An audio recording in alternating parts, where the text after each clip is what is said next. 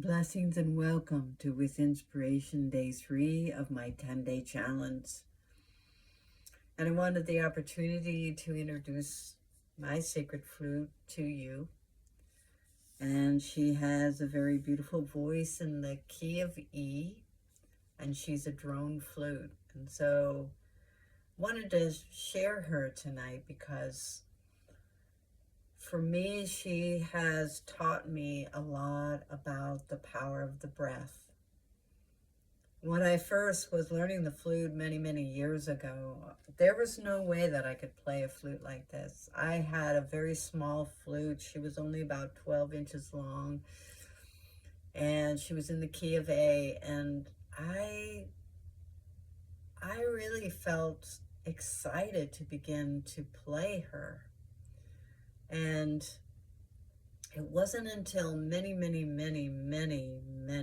breaths and many years was I able to stretch my hands to all of these holes of a flute this size. And it was an extraordinary expansion for me, but it was the test of being able to start at the beginning and start simple and then begin to expand into something that was a little more challenging.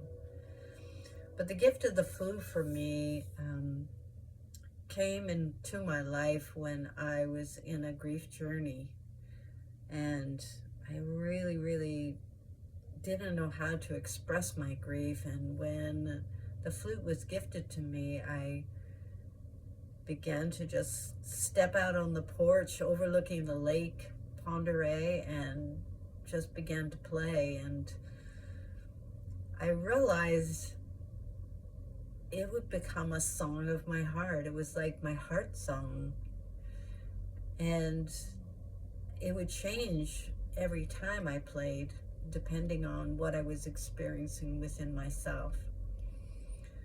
And so because this was an instrument that could travel so easily with me, I did take my flute out on my kayak and play it on the water. I took it on hikes and I played it in the mountains. And probably one of my greatest remembrances of working with this particular flute was when I was journeying to Australia.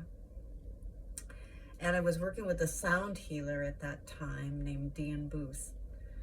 And we were in the outback, and she invited me to come to two sacred places in the outback. One was Katajuta and the other was Uluru. And she asked me to go and just experience the energy of each place and then share with her what my experience was. And I knew that Uluru was a place where people would go and they would have big tour buses coming, and they would come and they would climb Uluru.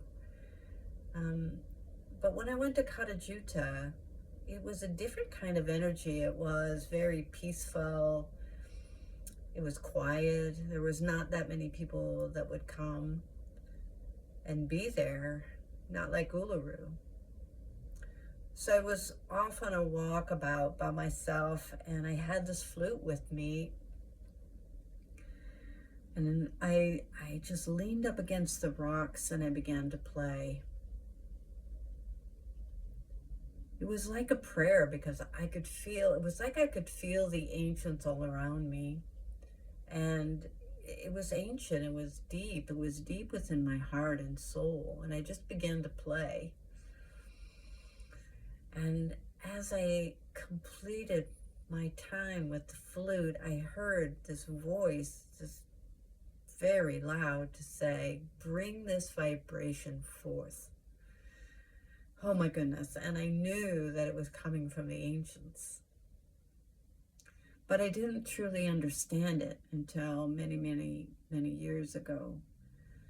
How sound could open portals, how sound could connect with all that is the unseen things in nature and in the cosmos. So it was a beautiful experience for me, and I have said, I guess this flute is like a teacher for me, because if I If I hold myself in a sacred prayer and then play the flute, I feel like there's a sense of oneness with my breath, which to me is all that is. It is our spirit. It's all the things that make us alive. And so for me, connecting with my breath was a gift and a learning, because so much of my life was stressful and seemed like I was holding my breath a lot. So when the flute came to me, it really taught me to be more conscious of my breath and to just allow my breath to be in communion with my heart and divine, and just allow that song to touch the heavens, to touch all of nature, to touch all of creation. To me, it's like creation. It's like co-creation. It's bringing in a song of joy and of gratitude for all of life. So thank you for letting me share a little bit of that with you. Thank you for being with me. From my heart to yours, I am sending you so much love. May your day be blessed.